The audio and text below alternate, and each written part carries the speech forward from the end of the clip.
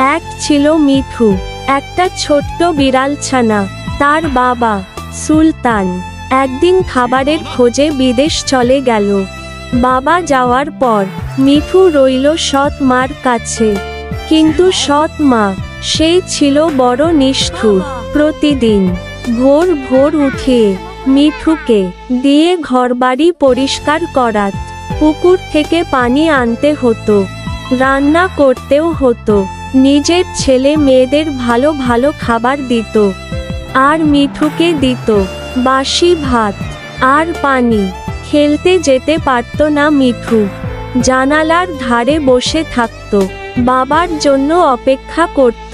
কখনো বাবার ছবি কোলে নিয়ে চোখের জল ফেলত, ঘুমিয়ে পড়ত। অনেক দিন পর একদিন সুলতান ফিরে এলো। বাড়ি ফিরে দেখে তার আদরের মিঠু দুর্বল হয়ে গেছে। সব কথা শুনে সুলতান ভীষণ দুঃখ পেল, রাগে কেঁপে উঠল। সে প্রতিবাদ করল, মিঠুকে নিয়ে চলে গেল নতুন এক সুখের ঠিকানায়। মিঠুর মুখে আবার হাসি ফুটল।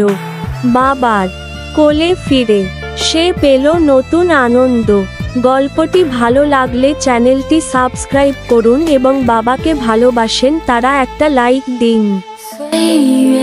匆匆像一阵风，多少故事留下感动。